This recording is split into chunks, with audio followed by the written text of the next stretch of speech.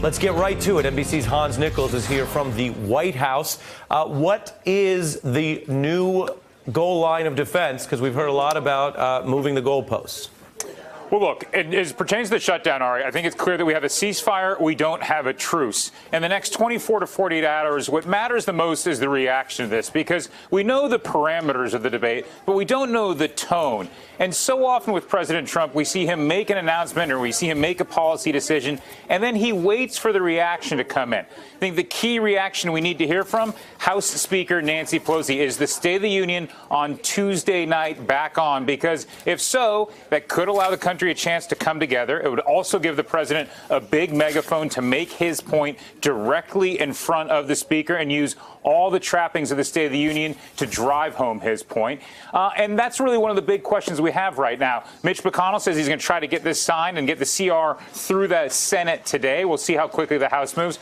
But listen to how President Trump put it when he was talking about the federal workers. I will make sure that all employees receive their back pay very quickly or as soon as possible. It'll happen fast. I am asking Senate Majority Leader Mitch McConnell to put this proposal on the floor immediately. After 36 days of spirited debate and dialogue, I have seen and heard from enough Democrats and Republicans that they are willing to put partisanship aside, I think, and put the security of the American people first. You know, Ari, in the history of Washington, D.C., it's not like committees ever really solve anything, right? And we don't quite know the makeup of this committee. It looks like it will have some members of Congress. The president also hinted that they have some law enforcement on there. But committees rarely come up with anything innovative. They usually come up with the status quo and allow everyone to sign off what the status quo is and say, well, look, this was blessed by committee. It's unclear to me, with the rightward forces pulling Donald Trump. You heard from Mark Meadows there saying he trusts the president on this. It's unclear to me if Donald Trump would accept something which would be status quo coming out of the committee, given the position he's put himself in. But we've got 3 weeks to figure this all out. All right. Did the White House announce this afternoon to distract from the indictment of Donald Trump's longest-serving advisor in politics?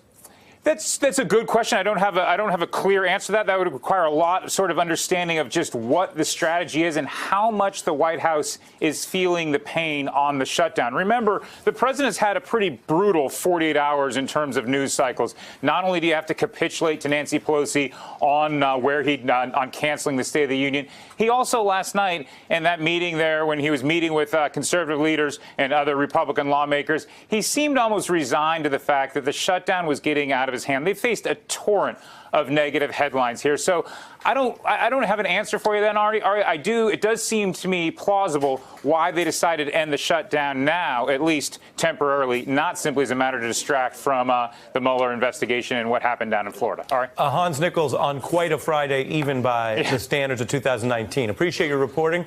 A lot more coming on the indictment of Roger Stone in a moment. That's part of why I'm anchoring our special coverage.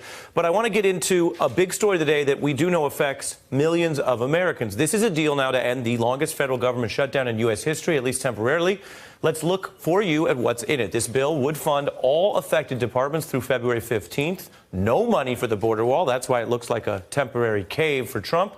Congress then gets essentially 3 weeks, as I was just discussing with Hans, to negotiate a Homeland Security bill. And that has all kinds of requests, including border security measures, humanitarian assistance. If it doesn't work out, then what you have from Trump is an argument that he could do it all over again and shut it down again.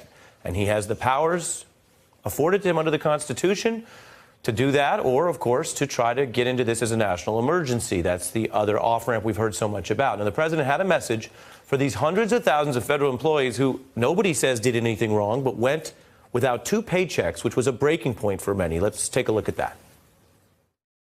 I want to thank all of the incredible federal workers and their amazing families who have shown such extraordinary devotion in the face of this recent hardship.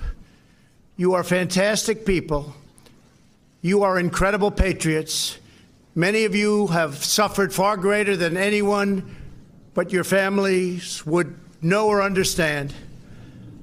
And not only did you not complain, but in many cases you encouraged me to keep going because you care so much about our country and about its border security. Hey there, I'm Chris Hayes from MSNBC. Thanks for watching MSNBC on YouTube. If you want to keep up to date with the videos we're putting out, you can click subscribe just below me or click over on this list to see lots of other great videos.